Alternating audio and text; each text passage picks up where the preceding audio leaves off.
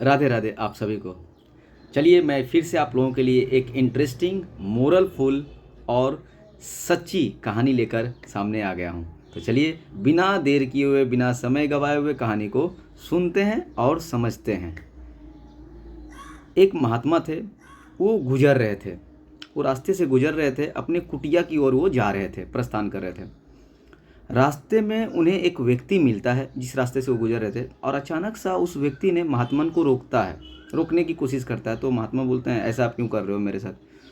तो बोलते हैं कि देखिए महात्मा, आप आगे से ना जाएं महाराज, क्योंकि आगे एक बड़ा दुष्ट बैल है, वो सभी यात्रियों को, आने जाने यात्रियों को, वो उस पर हमला कर रहा है। तो हो सकता है वो आप पर भी हमला कर दे, तो कृपया करके आप दूसरी मार्ग से चले जाएं। तो महात्मा हंस कर जवाब देते हैं, नहीं बच्चे, ईश्वर तो कन कन में होते हैं, वो मुझ पर हमला नहीं करेगा। और फिर वो आगे बढ़ जाते हैं रास्ते में। अब बैल के सामने जैसे ही वो जाते हैं, दुष्ट बैल उन पर हमला कर देता है। अब महात्मा घायल हो जाते हैं और जैसे तैसे अपनी जीवन बचाकर कुटिया की ओर भागते हैं।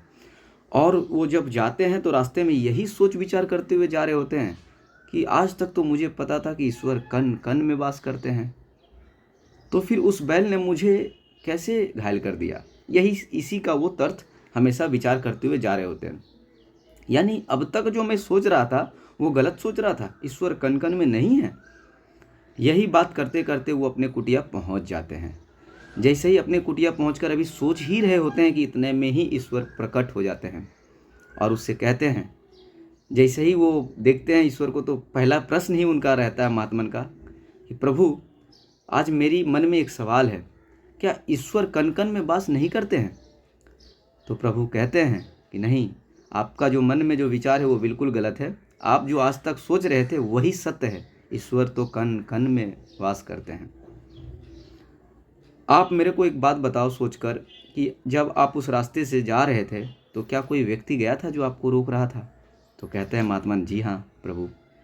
तो बोलते हैं कि उस व्यक्ति में भी मैं ही था जो आपको संदेश देना चाह रहा था।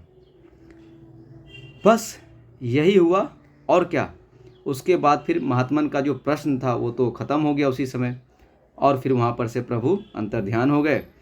उसके बाद जैसा था उनका माइंड में जो बात, यानी हर कन कन में ईश्वर हैं, तो बस वो माइंड में उनका सेट हो जाता है।